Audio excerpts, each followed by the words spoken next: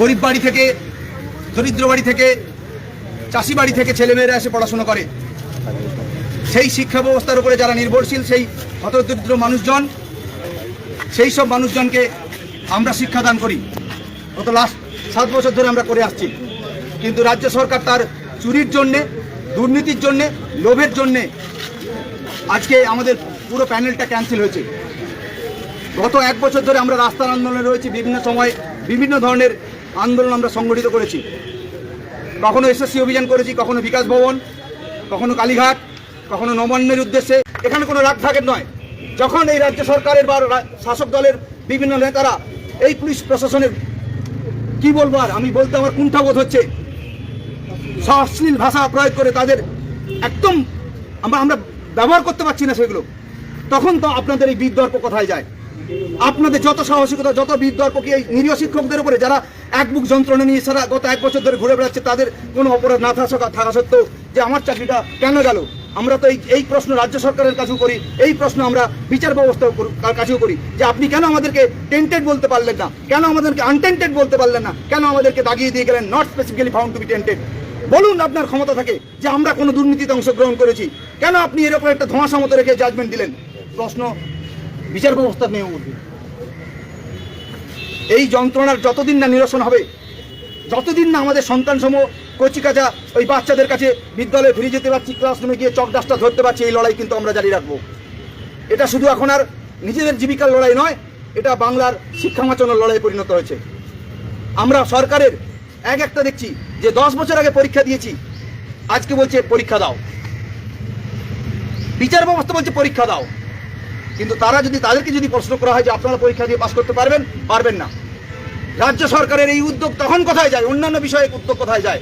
কিন্তু যখন দেখছে যে নিজেদের পাপ স্খলন করার একটা সুযোগ এসছে, নতুন পরীক্ষা বিজ্ঞপ্তি প্রকাশ করে, তখন শুধু বলছে যে আমরা সুপ্রিম কোর্টের আইন মেনে করছি। বাকি ক্ষেত্রে আপনার আইনগুলো কোথায় যায়? যায় না। একটা ওবিসির যে জটিলতা রয়েছে, কেন আপনি তার মধ্যেও এই ধরনের বিজ্ঞপ্তি প্রকাশ করলেন? কেন আমাদেরকে নতুন পরীক্ষার দিকে ঠেলে দিচ্ছেন? এই পরীক্ষা দেওয়ার পর সকলে চাকরি পাবে, তার নিশ্চয়তা কোথায়? আমি যে 10 বছর আগে যে মানসিকতা, যে শারীরিক অবস্থায়, যে পারিবারিক অবস্থায় আমি পরীক্ষাটা দিয়েছিলাম, পাস করেছিলাম, 7 বছর ধরে চাকরি করছিলাম, আপনার দুর্নীতির জন্যে, আপনার অপদার্থতার জন্যে, আপনার চুরির জন্যে আমরা চাকরি হারাবো? এটা মেনে নেওয়া যায়? আজকে শিক্ষকদের সঙ্গে হচ্ছে, কালকে পুলিশ প্রশাসনের সঙ্গে হবে, কালকে WBCS অফিসারদের সঙ্গে হবে, কালকে অন্যান্য যে কোনো প্রশাসনের হবে। তখন কি আমার মেয়ে আমাকে জিজ্ঞাসা করেছিল, বাবা তোমাদের চাকরি হারিয়েছে, পুলিশ কাকুরা তোমাদেরকে মেরেছে, কিন্তু যদি পুলিশ কাকুদের চাকরি হারা যায়, কে মারবে পুলিশ কাকুদের? আমি কোনো প্রশ্নের উত্তর দিতে পারি? আমার মেয়ে বলছি, আমার 9 বছরের মেয়ের এই প্রশ্নের উত্তর আমি দিতে পারিনি। এই জন্য সেই প্রশ্ন যে বলে যে যখন কেউ মারে তখন আমি রামচন্দ্রের শরণ নিই, কিন্তু যখন রামচন্দ্র মারে তখন আমি কার শরণ নেব? পুলিশ প্রশাসন আমাদের মারছে, আমরা লাঠি খাচ্ছি। ওনারাও হয়তো অনুতপ্ত, জানি না অনুতাপ ওনারা করছেন কিনা, কেন আমরা জানি, আমরা খোঁজ রেখেছি। ওনাদের বাড়ির অনেকেই আত্মীয়রা, অনেকেই মা বোনরা, ভাইরা আমাদের এই প্যানেলে রয়েছে, তারাও চাকরি হারিয়েছে। এ বড় লজ্জার, এ বড় কষ্টের। বাংলা কোন দিকে যাচ্ছে? আমরা ভাবতে অবাক হচ্ছি যে এই বাংলাতে বিদ্যাসাগর জন্মেছে। বিকাশ ভবনের সামনে যে মূর্তিটা দাঁড়িয়ে রয়েছে, বিকাশ ভবনের সামনে বিদ্যাসাগরের মূর্তি। বিদ্যাসাগর কি শিখছে? শিরদাঁড়া সোজা করে চলবে, সৎ পথে চলবে। পরের দ্রব্য না বলিয়া লইলে চুরি করা বলা হয়, আমরা পড়েছি। কিন্তু এই রাজ্য সরকার পরের দ্রব্য না বলে অন্যকে দিয়ে দিয়েছে। কিসের জন্য? টাকার বিনিময়। আর আমরা প্রতিবাদ করতে গেলে দাগিয়ে দেওয়া হয়, আমাদের প্রতিবাদকে দমানোর চেষ্টা করা হয়, লাঠি প্রয়োগ করা হয়। এই কি আমার পাওনা? তাহলে বারবার আমরা যেন ভাবতে বাধ্য হচ্ছে, এই বাংলায় জন্মে কি আমরা পাপ করেছি, অন্যায় করে ফেলেছি? রাজ্য সরকার কি এর দায় নেবে না? রাজ্য সরকার কি এর ব্যবস্থা কোনো সুরাহা করবে না?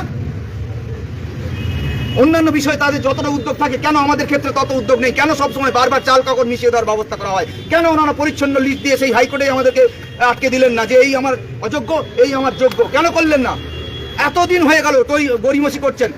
আমরা যখন এসএসসি চেয়ারম্যানের সঙ্গে সাক্ষাতে গিয়েছিলাম, এই মাসে 2বার গিয়েছিলাম, উনি বলছেন আপনারা লিস্ট নিয়ে কি করবেন? আরে লিস্ট নিয়ে করব কি? সমাজে সবাই বলছে যোগ্যদের লিস্ট কোথায়? আপনি যোগ্যদের লিস্ট দিন, প্রকাশ করুন, তারা জানুক, সমাজে সোশ্যালি এটা এস্টাবলিশ হোক যে এই লিস্টে যোগ্য রয়েছে। আপনি কি করছেন? দিচ্ছেন না। কেন দিচ্ছেন না? কোথায় বাধা আপনার? আসলে যাদের কাছে আপনি বেনিফিটেড হয়েছেন, যাদের কাছ থেকে আপনি অর্থের বিনিময়ে চাকরি পেয়েছেন, তারাই বোধহয় আপনাদের মাথা দিচ্ছে। আমাদের কোনো দায়বদ্ধতা আপনাদের নেই, মেধার কত মূল্যায়ন নেই। বড় কষ্টের, বড় লজ্জার, দুঃখের সঙ্গে জানাচ্ছি, পশ্চিমবাংলায় মেধার অবমূল্যায়ন ঘটছে। ক্লাসে গেলে বাচ্চারা জিজ্ঞাসা করে, স্যার কি করব পড়াশোনা করে? আপনাদেরকে তো দেখছি এই তো এত 4 বছর 5 বছর 7 বছর চাকরি করার পর আপনারা চাকরি হারিয়েছেন। আমরা কোন উৎসাহে পড়বো? 10 বছর ধরে এসএসসির কোনো নিয়োগ নেই, কোনো সরকারি বিজ্ঞপ্তি নেই। অন্যান্য চাকরির ক্ষেত্রে একই অবস্থা। পশ্চিমবাংলার বেকাররা দিশেহারা, তারা কোথায় যাবে? আজকে যারা সামান্য ভাতার বিনিময়ে, আমি বলতে বাধ্য হচ্ছি, ভাতার বিনিময়ে এই অন্যায়গুলো মেনে নিচ্ছেন, আপনার বাড়ির ছেলে মেয়ের সঙ্গে এগুলো ঘটবে, সেদিন কিন্তু কেঁদে কুল পাবেন না। 10 বছরে এই পশ্চিমবঙ্গের বিভিন্ন কলেজ ইউনিভার্সিটি থেকে অত যোগ্য ছেলে মেয়ে বেরিয়েছে, তাদের জন্য কোনো এসএসসি নিয়োগ হয়নি, কোনো পিএসসি নিয়োগ হয়নি। কটা নিয়োগ হয়েছে বলতে পারবেন? আর যেগুলো হয় তাতেও আপনারা এক বালতি জলে কাঁকড় মিশিয়ে দিচ্ছেন, এক বস্তা চালে আরেক বস্তা কাঁকড় মিশিয়ে দিচ্ছেন। তারপরে বলেন বিচার ব্যবস্থা নির্ভর করে। আরে আপনারা যদি চুরি না করতেন তাহলে আজকে এই পরিস্থিতি হতো না। আপনাদের দায়, 1 নম্বরে যদি কেউ দায়ী থাকে সেটা রাজ্য সরকারের। রাজ্য সরকারের এই প্রতিষ্ঠানগুলো, মধ্যশিক্ষা পর্ষদ, বিকাশ ভবন এবং এসএসসি, আপনাদের সম্মিলিত প্রচেষ্টায় চুরি হয়েছে। আরে যে চুরির দায় বাল্মীকি নেয়নি, বাল্মীকির পরিবার নেয়নি। সে বলেছিল তার বাল্মীকি তার পরিবারকে যে আমি যে চুরি করে ডাকাতি করে তোমাদেরকে ভরণ পোষণ করি, তোমরা কি এই পাপের দায় নেবে? নেয়নি। তাহলে কি করে আপনারা এক্সপেক্ট করে এই যোগ্য শিক্ষকরা, বাংলার মেধাবী শিক্ষকরা, তারা আপনারা এই সরকারের চুরির দায় নেবে? আমরা নেব না। আমাদের ন্যায্য, আমাদের যোগ্যতায় পাওয়া চাকরি আমাদেরকে ফিরে দিতে হবে। এই বয়সে এসে কোনো রকম পরীক্ষা ব্যবস্থায় আমরা যেতে চাইছি না।